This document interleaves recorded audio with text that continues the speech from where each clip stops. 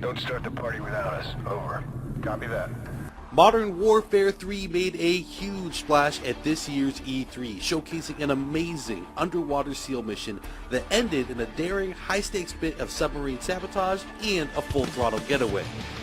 We spoke with Robert Bowling from Infinity Ward and Glenn Schofield from Sledgehammer Games to find out what fans can expect from Modern Warfare 3. Now we asked what it was like to bring the talents of Infinity Ward and Sledgehammer Games together to create the game. In the beginning, there was a little bit of a competition, and that competition was healthy. But we worked together on story. We came together on what tools to make, and now you're talking about two really strong engineering teams, two strong art teams, and storytelling teams. And when you put the two of them together, and they get along, I mean, you're only going to get something that bubbles up that's even better.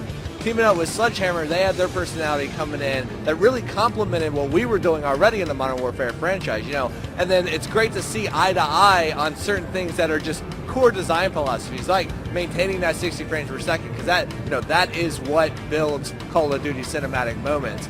Modern Warfare 3 takes place right after Modern Warfare 2, just a couple hours. I mean, DC is still burning. The eastern seaboard of the United States is, full of a lot of battles.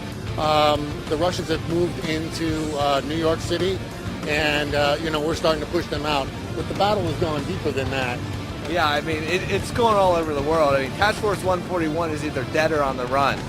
The mission we showed at the Microsoft press conference actually takes place after the Manhattan mission, Black Tuesday, where you're fighting through the streets of Manhattan trying to get to the harbor. And there, that people have seen that online. We're bringing in dual scope system. Dual scope allows you to, engage guys on a close to medium range with that close optic, the EOTech, the red dot, whatever you're going to do, and then flip of the left D-pad, throw up your ACOG or your magnifying scope, and start engaging those guys further away. The other things that we showed in the New York level was the XM25, which is a grenade launcher, which is just being used right now out in the field. And what it does is it's a grenade launcher, but it lasers a target, say a guy's behind sandbags or something like that, or a car.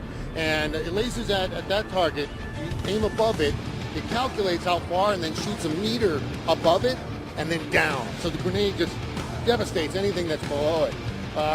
We also showed a 9-banger, which is what Delta is using right now instead of the flashbang. Delta is using that because that's what Delta actually uses, where the SAS missions that you might also fight are a little bit different. They're using a little bit traditional weapon. I mean, we're always talking about the new, but what I love to point out is like the stuff that we're bringing back that we know fans love, and not just from Modern Warfare 2, from Call of Duty 4. Like, you'll notice the SAS guys are running with the traditional model of the MP5, which people loved in Call of Duty 4, and I mean, that's the stuff that gets me excited. It's not only focusing on new stuff and that mixes up the gameplay, but really polishing and bringing back the stuff we all love, and that, you get attached to your gun in Call of Duty. You love very specific models.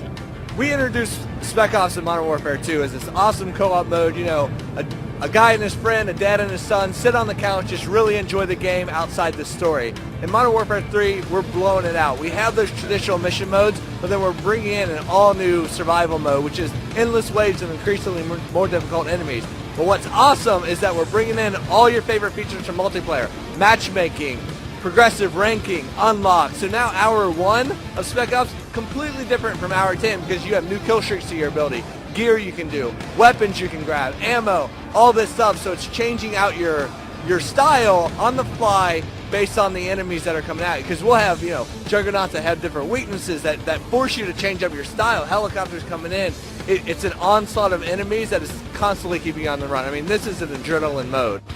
We'd like to thank Robert and Glenn for taking the time to talk to us, and thank you for watching Inside Xbox.